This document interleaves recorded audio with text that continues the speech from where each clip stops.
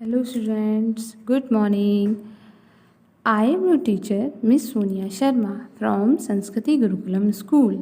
How are you students? I hope you all are fine. Today I am going to take up subject in Hindi grammar. अभी हमने बेटा हिंदी व्याकरण में क्या क्या सीख लिया, विलोम शब्द, पर्यायवाची शब्द। अब हम आएंगे अनेक शब्दों के लिए एक शब्द। आपने संज्ञा भी सीख ली, मैंने आपको बताई, लिंग भी सीखे, वचन भी सीखे। अब इसके बाद आता है अनेक शब्दों के लिए एक शब्द। अब अनेक शब्दों के लिए एक शब्द को हम इंग्लिश में बोलते हैं one word substitution. One word substitution.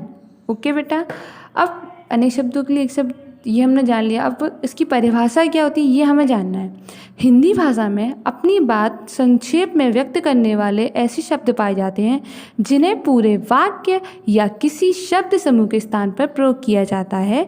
ऐसे शब्द लघु वाक्य भी कहलाते हैं। आपको आया समझ में? हिंदी भाषा में क्या है, अपनी बात को थोड़े में कोई बात कहना, जैसे कि कोई बात है, अब हमको उसको बहुत बड़ी मीनिंग में बोलने से अच्छा है उसको उसी बात को एक सिंपल से शब्द में बोल दो, बात खत्म हो जाती है। उसी तरीके से संक्षेप में व्यक्त मतलब किसी चीज़ को अपनी संक्षेप में, यानी कि थोड़े में कोई बात कहना, अपनी बात व्यक्त करने वाले शब्द ऐसे होते हैं जिन्हें पूरे वाक्य या किसी शब्द समूह के स्थान पर प्रयोग किया जाए। जैसे कि अब हम पूरा वाक्य लिखें, पूरे वाक्य लिखने से अच्छा है हम उस पूरे वाक्य को एक बात एक उसमें लिख दें शब्द में, तो वो हमारा अनेक शब्दों के लिए एक शब्द बन जाता है। ऐसे शब्दों को हम लघु वाक्य भी कहते हैं। क्या कहते हैं? लघु वाक्य भी कहते हैं। अब आपको आया समझ में अनेक शब्दों के लिए एक शब्द किस लिए यूज़ किया जाता है?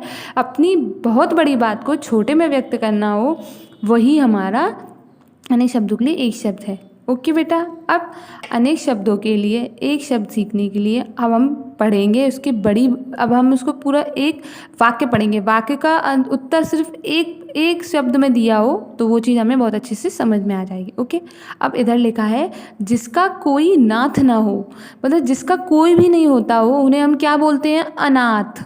जिसका कोई ना हो वो अनाथ। अब चित्र बनाने की कला, चित्रकला, अब जिसके अंदर चित्र बनाने की कला होती है उसको हम चित्रकला बोलते हैं। वैसे गुणों को धारण करने वाला गुणवान, जो सारे गुण धारण करता है, बात मानता है, वो गुणवान हो जाता है।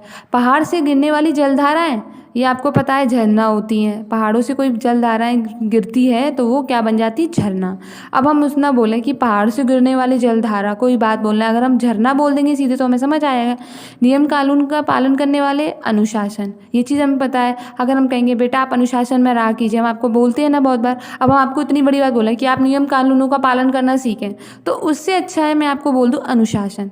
ओके, अब जो शुद्ध नहीं है, जो चीज़ शुद्ध नहीं है उसे हम क्या बोलते हैं? अशुद्ध। अब यहाँ होता अगर जो शुद्ध है तो शुद्ध ही होता, लेकिन जो शुद्ध नहीं है वो किस में आ जाएगा? अशुद्ध में। ओके बेटा, अब हम और आगे पढ़ते हैं। काम से जी चुराने वाला, जो लोग काम से जी चुराते हैं उनको हम कहते हैं कामचोर। अब हम ये बोलें यार तुम तो काम से जी चुरा रहे हो, तो काम से जी चुराने से अच्छा है हम उसको बोल देंगे कि तुम बहुत कामचोर हो।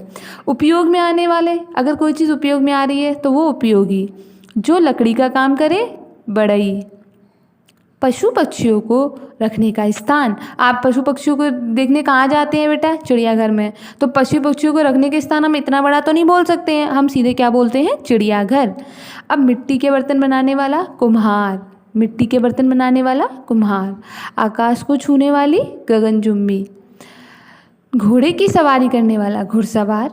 जहाँ इलाज किया जाता हो अस्पताल। श्रम करने वाला श्रमिक। ओके, मैं आपको फिर से एक बार रिपीट करती हूँ और आप उसको मेरे साथ पढ़ेंगे। जिसका कोई नाथ ना हो अनाथ। चित्र बनाने की कला चित्रकला।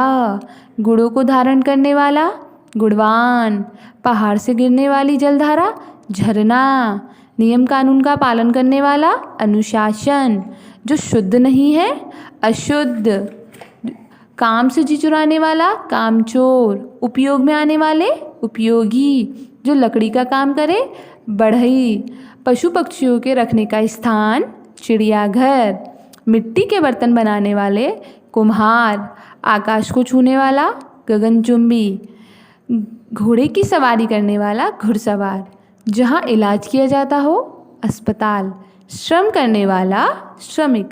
अब आपको बेटा अच्छे से समझ में आया अनेक शब्दों के लिए, ये सब मैंने आपको परिभाषा भी समझा दी और जितना हो सका मैंने आपको बहुत सारे उदाहरण भी दिए। अब आपको क्या करना है, अपनी हिंदी व्याकरण की फेयर कॉपी में सुंदर हैंडराइटिंग में लिखना है, फिर उसके बाद उसको याद करना है। ओके बेटा, मैं आपको इसके पिक्स क्लिक करके भेजूँगी और आपको उनको अपनी फेयर कॉपी में लिखना है। Okay, thank you so much. Stay home, stay safe. घर पर रहें, सुरक्षित रहें।